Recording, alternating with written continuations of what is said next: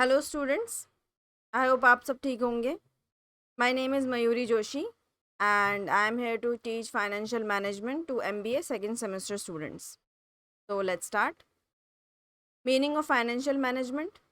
Financial management basically क्या होता है? प्रोविजन ऑफ मनी होता है at the time when it is required, whether the enterprise is big, medium और small. चाहे इंटरप्राइज बड़ी हो, मीडियम हो या स्मॉल हो, पैसों की ज़रूरत हमेशा पड़ती है और पैसों की ज़रूरत की जो कमी है वो पूरी कौन करता है? फाइनेंशियल मैनेजमेंट करता है इन एनी ऑर्गेनाइजेशन।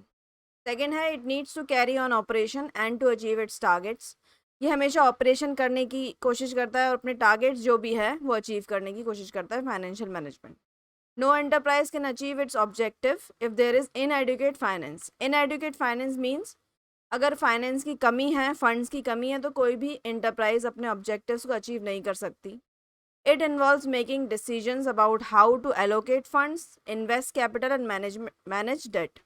ये कोशिश करता है कि फंड्स को एलोकेट कहाँ से करेंगे, इन्वेस्ट कैसे करेंगे और मैनेज कैसे करेंगे डेट को।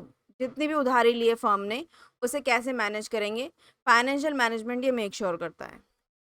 Objectives of financial management. First is compliant with regulations. It ensures that business can operate without any legal issues.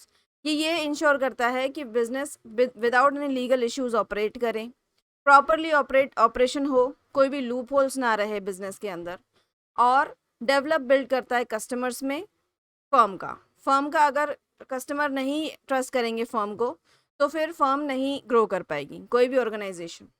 Second is profit maximisation. Financial management ये मेक श्योर करता है कि प्रॉफिट मैक्सिमम हो किसी भी फर्म, किसी भी इंडस्ट्री को।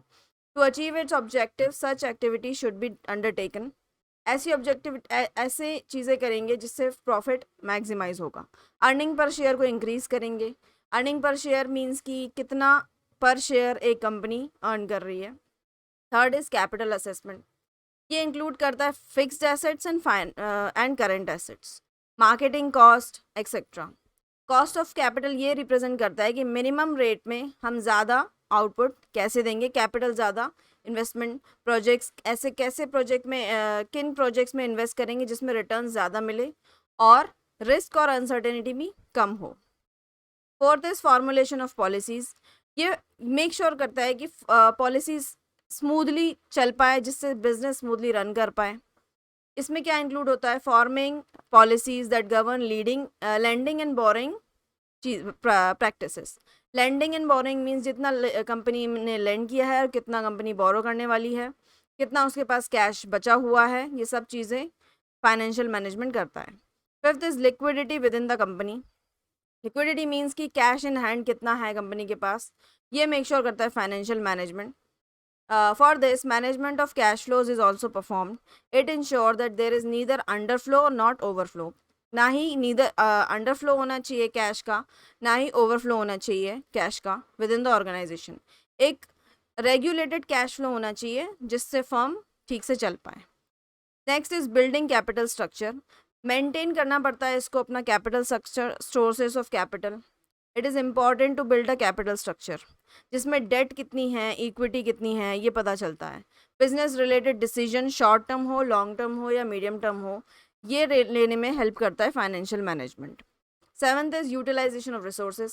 जितनी भी रिसोर्सेज बिजनेस के अंदर हैं वो वेस्ट ना जाएं, उसका मैक्सिमम यूटिलाइजेशन हो, ये मेक श्योर करता है फाइनेंशियल मैनेजमेंट। जैसे कितना हमें डिबेंचर्स इशू करने हैं, कितना शेयर्स इशू करने हैं, बेस्ड ऑन फाइनेंशियल रिक्वायरमेंट। जिस कंपनी की जो फाइनेंशियल रिक्वायरमेंट होगी उसके अकॉर्डिंग ही वो कंपनी उतना डेट या उतना चीज़ें सोर्सेस करेगी।